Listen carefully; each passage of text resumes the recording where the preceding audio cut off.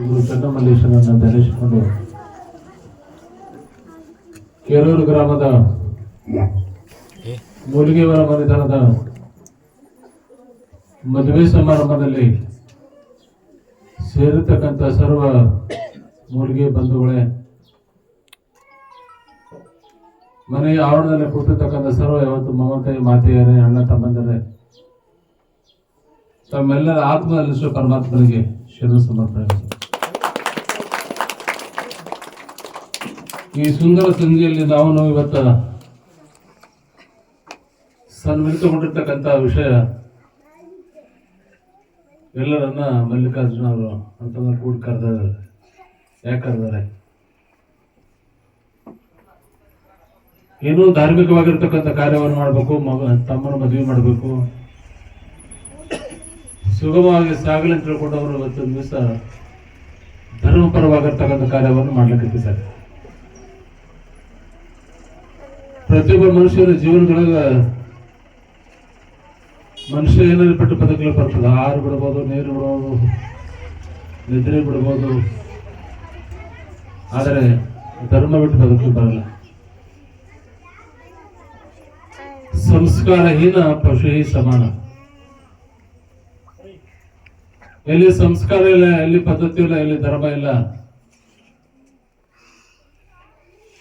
ಮನುಷ್ಯರು ಪಶುಗಳಂತ ಹೇಳ್ತಾರೆ. ಆದರೆ ನಮ್ಮ ಈ ಆಳಂದ ಅಫಜಲ್ಪುರ ಗಡಿನಾಡಿನೊಳಗ ಎಲ್ಲ ಹಳ್ಳಿ ನೋಡ್ಕೊಂತ ಹೋದಾಗ ಎಲ್ಲ ಹಳ್ಳಿ ನೋಡ್ಕೊಳ್ಳೋದು ಏನೇ ಬಿಟ್ಟು ಅಂದ್ರೆ ಎಲ್ಲರೂ ಭಕ್ತಿವಂತರಾಗಿದ್ದಾರೆ. ಭಕ್ತಿವಂತರಾಗಿ ಸುಂದರವಾಗಿರ್ತಕ್ಕಂಥ ಬದುಕನ್ನ ಬದುಕಲಿಕ್ಕಿದ್ದಾರೆ. ಉದ್ದೇಶ ಒಂದೇ, ಎಲ್ಲರ ಜೀವನದ ಸಾರವನ್ನು ಅರ್ಥೈಸಿಕೊಂಡಾಗ ಪ್ರತಿಯೊಬ್ಬರು ಕೂಡ ಸುಖವಾಗಿರ್ತಕ್ಕಂಥ ಬದುಕನ್ನು ಬದುಕಬೇಕು. ಎಲ್ಲರ ಇಚ್ಛೆ ಸುಖ ಬೇಕು, ಸಂತೋಷ ಬೇಕು. ಅದಕ್ಕೇನ್ ಬೇಕಾಗಿರ್ತಕ್ಕಂಥದ್ದು ನಾವು ಮಾಡ್ಲಿಕ್ಕೆ ತಯಾರಿಲ್ಲ. ಕರ್ಮಣ್ಯ ವಾದಿಕಾರಸ್ತು ಮಾಫಲಿಸು ಕದಾಚನ. ಕರ್ಮವನ್ನು ಮಾಡು, ಫಲ ಕೊಡ್ತಕ್ಕಂಥದ್ದು ಅವನ ಕರ್ತವ್ಯದ. ನಾವು ಕರ್ಮವನ್ನು ಮಾಡದೇ ಫಲ ಕೊಡು, ಅದನ್ನು ಕೊಡು, ಇದನ್ನು ಕೊಡು ಅಂದ್ರೆ ದೇವ್ರು ಯಾರಿಗೆ ಏನು ಕೊಡಂಗಿಲ್ಲ. ನಮ್ಮ ವಿಧಿ ಲಿಖಿತದೊಳಗೆ ಏನಿರ್ತದ, ಒಳ್ಳೆ ಕರ್ಮ ಮಾಡದೆ ಒಳ್ಳೆ ಫಲ ಸಿಗ್ತದ, ಕೆಟ್ಟ ಕರ್ಮ ಮಾಡಿದ್ರೆ ಕೆಟ್ಟ ಫಲ ಸಿಗ್ತದೆ. ಮಾಡುವವರು ನಾವು ವಿಚಾರ ಮಾಡ್ಬೇಕು. ಸಂಘಗಳು ಎರಡು ಉಂಟು, ಒಂದು ಹಿಡಿ ಒಂದು ಬಿಡು. ಸಜ್ಜನರ ಸಂಘ ಹೆಜ್ಜೆನಂತಕ್ಕು, ದುರ್ಜನರ ಸಂಘ ಬಚ್ಚನ ರುಜನಂತಕ್ಕು. ಸಂಘ ಎರಡದಾವ. ಯಾವ ಸಂಘ ಹಿಡ್ಕೊಂಡೋದ್ರೆ ನಮ್ಗೆ ಸುಖ ಸಿಗ್ತದ, ಶಾಂತಿ ಸಿಗ್ತದ ವಿಚಾರ ಮಾಡಿ ಸಂಘಕ್ಕೆ ನಾವು ಪ್ರವೇಶ ಮಾಡಬೇಕು. ಮುಂದೆ ಏನಕ್ಕಾಗಲ್ದಕ್ಕ ನಾ ಇಲ್ಲೇ ಹೋಗ್ತೀನಿ ಅಂದ್ರೆ ಅದಕ್ಕೆ ಯಾರು ಮಾಡ್ಲಿಕ್ಕಾಗ್ತದೆ. ಪ್ರತಿಯೊಬ್ಬ ಜೀವನ ಬದುಕು ಹೆಂಗಿರ್ತದೆ ಅಂದ್ರೆ ಬಹಳ ಸೂಕ್ಷ್ಮ ಇರ್ತದೆ.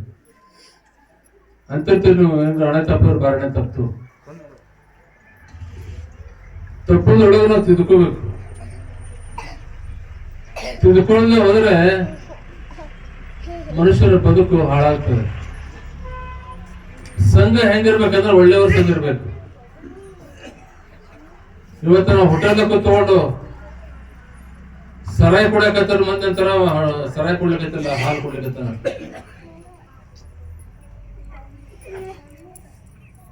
ಸರಾಯಿ ಗಿಡದ ಕೆಳಗೆ ಕೂತ್ಕೊಂಡು, ಸಿಂಧಿ ಗಿಡದ ಕೆಳಗೆ ಕೂತ್ಕೊಂಡು ನಾವು ಹಾಲು ಕುಡ್ತೀವಿ ಅಂದ್ರೆ ಯಾರು ನಮ್ಮ ನಾವು ಸರಾಯಿನೇ ಕುಡ್ತಾನೆ. ಸಂಘ ಎಂಥದಿರ್ತದೆ ಅಂತವ್ರು ಗಾಳಿ ನಮಗೂ ಕೂಡ ಪಡಿತದ. ಕಳ್ಳ, ಸುಳ್ಳ, ಮೋಸಗಾರ ಅವ್ರ ಜೊತೆಗಿದ್ರೆ ಬಹುತೇಕ ಇವನು ಹಂಗೆ ಇರ್ಬೇಕು. ಒಂದು ಸಲ ಏನಾಗಿತ್ತಂದ್ರೆ ಒಬ್ಬ ಮಂಗ್ಯ ಮನುಷ್ಯ ಮಂಗ್ಯ ಮತ್ತು ಕೋತಿಗೆ ಆಡಿಸ್ತಿದ್ದಂತ. ಕೆಂಪು ಮಂಗ್ಯ ಕುರಿ ಕೋತಿ ಊರು ಆಡ್ಸೋದು, ರೊಕ್ಕ ತಗೊಳ್ಳೋದು, ಕೋತಿಗಟ್ಟು ತಿನ್ಸೋದು, ಮುಂದೆ ನೂರಿಗೆ ಹೋಗೋದು. ಕೋತಿ ಆಡಿಸೋ ಮನುಷ್ಯ ಇಂಥದ್ದೊಂದು ಊರಿಗೆ ಬಂದು ಕೋತಿ ಆಡಿಸಿ ಊರಾಗ ಹೋಟೆಲ್ದೊಳಗ ಮೊಸರು ಡಬ್ಬಿ ಕಟ್ಕೊಂಡು ಮಧ್ಯಾಹ್ನ ಬಿಸಿಲಾಗ ಉಂಡ್ರಾಯ್ತು ತಿಳ್ಕೊಂಡು ಕೋತಿ ಮತ್ತು ಹೋದ್ ಹಿಡ್ಕೊಂಡು ಹೊಂಟಿದ್ರು ನಿಮ್ಮ ತಂದೆ. ಅಲ್ಲೊಂದು ದೊಡ್ಡ ಅರಳ ಗಿಡ ಬಹಳ ಚಂದ ನೆರಳ ಮುಂದೆ ಕರಿ ಇತ್ತು. ಅವಂದ ಇಲ್ಲೇ ಕೂತ್ಕೊಳ್ಬೇಕು ಉಣ್ಬೇಕು ಬಹಳ ಚಂದ ಅಂದ. ಇನ್ನೂ ಸಲುವಾಗಿ ಊಟದ ಡಬ್ಬಿ ಅಲ್ಲಿಟ್ಟು ಊಟಕ್ಕ ಕೋತಿಗೆ ಕಟ್ಟಿ ಮುಖ ತೊಳ್ಯಾಕ ಕೆರೆಗೆ ಹೋದ. ಈ ಕೋತಿ ಮೊದಲೇ ಕೋತಿದು ಹಗ್ಗ ಚೆಕ್ಕ ನೋಡ್ತಿಂದ. ಹಗ್ಗ ಬಾಳ ಹೊಂದಿತ್ತು, ಡಬ್ಬಿ ತನಕ ಹೋಯ್ತು ಹಗ್ಗದ. ಮೊಸರಿನ ಡಬ್ಬಿ ತಗೊಂಡು ಒಳಗಿರ್ತಕ್ಕಂಥ ಅನ್ನ ಮೊಸರು ಎಲ್ಲಾನು ತಾನೇ ತಿಂತು ಕೋತಿ. ಎಲ್ಲ ಒಟ್ಟು ತಿಂತು, ಒಟ್ಟು ಕಲಸ ಮಾಡ್ತು. ಕೈಗೆ ಎತ್ತಿದ ಮುಸುರಿ ಕೋತಿನ ಮೂತಿ ಒರೆಸ್ತು. ಕೈಗೆ ಎತ್ತಿದ ಮುಸುರಿ ಹೋತಿನ ಮೂತಿ ಒರೆಸಿ ಖಾಲಿ ಡಬ್ಬಿ ಹೋತಿನ ಮುಂದೆ ಒಕ್ಕಾಡ್ತದೆ. ಕೋತಿ ಆಡ್ಸೋ ಮನುಷ್ಯ ಬಂದು ನೋಡ್ದ, ಹಸಿವಾಗಿತ್ತು, ಇರ್ಬೇಕಾಗಿತ್ತು. ಹೋತ ಏನ್ ಸುಮಾರದ ಅಂದವ. ಕೋತಿ ಆಡ್ಸೋ ಬಡಿಗೆ ತಗೊಂಡು ಹೊರ್ತಿಗೆ ಮೈ ತುಂಬ ಹೊಡೆದಂತವ. ಹೊಡೆದಾಗ ಕೋತಿ ಹೊಳೆ ನೋಡ್ತಿತ್ತು, ಹೆಂಗ ನಮ್ಮ ದೋಸ್ತ ಇರ್ತಿತ್ತು. ಕೋತಿಗೆ ಏಟು ಬಿದ್ದಾಗ ಕೋತಿ ಹೊಳೆ ನೋಡ್ತಿತ್ತು. ತಪ್ಪು ಮಾಡಿದ್ದು ಕೋತಿ ಏಡು ತಿಂದಿತ್ತು ಹೋತ. ಸಂಘಗಳು ಎರಡು ಉಂಟು, ಒಂದಿನ ಯಾವ್ದು ಹಿಡಿತು ಹಿಡ್ಕೊ. ಆದ್ರೆ ಬದುಕು ಉದ್ದಕ್ಕನ್ನು ಕೂಡ ಬದುಕನ್ನು ಮಾಡಬೇಕಾದಾಗ ಸುಖವನ್ನ, ಶಾಂತಿಯನ್ನ, ನೆಮ್ಮದಿಯನ್ನ ಹುಡುಕಬೇಕಾದ ನಮಗ ಹಾದಿಗಳು ಬೇಕು. ಖಾನಾ ಪೀನಾ ಮಜಾ ಉಡಾನ ಏಕ್ ದಿನ ಮೇ ಜಾನ. ನೀವು ತಿಳ್ಕೊಂಡಂಗೆ ಇದು ಸಂಸಾರ ಅಲ್ಲ.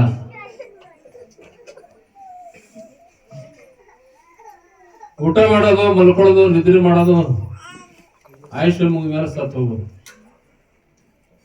ಈ ಕೆಲಸ ಪಶು ಪಕ್ಷಿ ಪ್ರಾಣಿಗಳು ಕೂಡ ಮಾಡ್ತಾವ. ಒಂದು ಗುಬ್ಬಿನ ಹಂಗೆ ಮಾಡ್ತೈತಿ, ಬೆಕ್ಕನ ಹಂಗೆ ಮಾಡ್ತೈತಿ. ತಿಂತದ, ನಿದ್ರೆ ಮಲ್ಕೊಂತದ, ಆಯುಷ್ಯ ಮುಗಿದ ಮೇಲೆ ಸತ್ತು ಹೋಗ್ಬಿಡ್ತೈತಿ. ಅವಕ್ಕ ಮನುಷ್ಯರಿಗೆ ಏನು ವ್ಯತ್ಯಾಸ ಅದ? ಮನುಷ್ಯನಲ್ಲಿ ಮನುಷ್ಯತ್ವ ಜ್ಞಾನ ಇರ್ಲಿಲ್ಲ ಅಂದ್ರೆ ಅವ್ರಿಗೆ ನಾವು ಎರಡು ಕೋಡ ಒಂದು ಬಾಲ ಆಟ ಕಡಿಮೆ ದನ ಅನ್ನಕ. ಒಂದು ಸಲ ನಾವು ವಿಚಾರ ಮಾಡಿದ್ರೆ ದನ ಚಲೋನೋ ಮನುಷ್ಯರು ಚಲೋನೋ? ಒಬ್ಬ ರೈತ ಹೊಲಕ್ಕೆ ಹೋಗಿ ಮಧ್ಯಾಹ್ನ ತನ ಗಳೆ ಹೊಡೆದು ಬಿಸಿಲಾಗ ಎತ್ತಿಗೆ ಕೊಳ್ಳನ್ನು ಮೈ ಮೇಲೆ ಕೈ ಆಡಿ ಹಗ್ಗ ಕೊಳ್ಳೆ ಸುತ್ತು ಹೈ ಅಂದ್ಬಿಡ್ತಾನೆ, ಸೀದಾ ಮನೆಗೆ ಬರ್ತೈತೆ. ಎಲ್ಲಿ ಹೋಗಲ್ಲ, ಸೀದಾ ಮನೆಗೆ ಎಲ್ಲಿ ಬರ್ತದ. ಅವ ಯಾವ ಕಡೆ ಕಡ್ತಾನ ಅದೇ ದಾವಣಿಗೆ ನಿಂದಿರ್ತೈತೆ. ಹೋಗಿ ದನ ಹೊಲ್ದಂಗ್ ಸೀದಾ ಮನೆಗೆ ಬಂತು, ಹೊಲ್ದಂಗ್ ಹೋದ ಮನುಷ್ಯ ಸೀದಾ ಮನೆಗೆ ಬರ್ಲಿಲ್ಲ.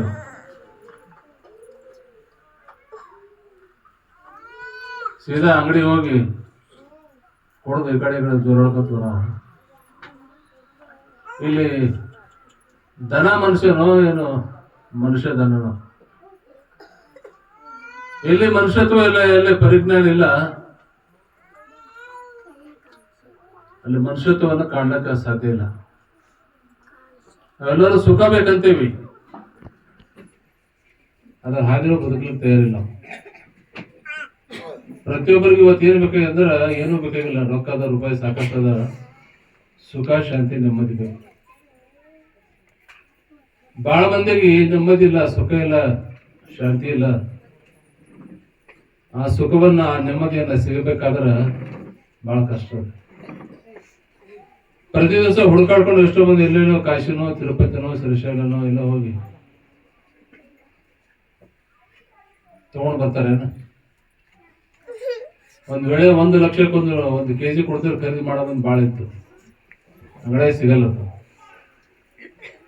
ಅದನ್ನ ನಾವು ಇದ್ರೊಳಗೆ ತಂದುಕೋಬೇಕು.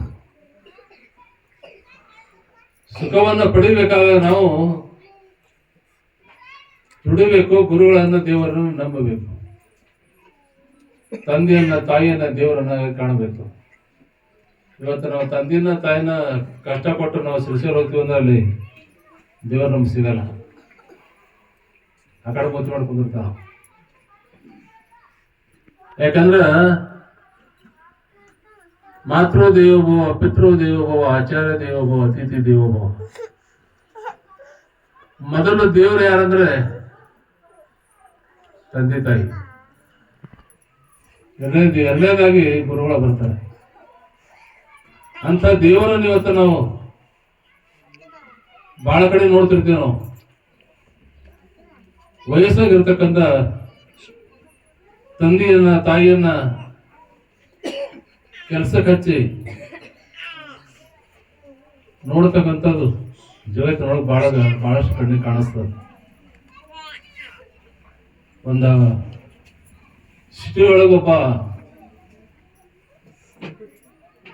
ಅಗರ್ಭ ಶ್ರೀಮಂತ ದೊಡ್ಡ ಆಫೀಸರ್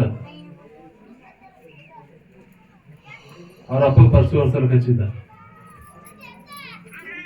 ಅವ್ರ ಅಪ್ಪ ಪರ್ಸಿ ಬರ್ಸಬೇಕಾದಾಗ ಯಾರೋ ಕೇಳಿದ, ಯಾರು? ಅವನ ಮನೆ ಕೆಲಸದ ಮನುಷ್ಯ ಅದಂಗೆ. ನಮ್ಮಪ್ಪನ ಅವನಿಗೆ ಅಭಿಮಾನ ಕಾಡ್ತಿತ್ತು.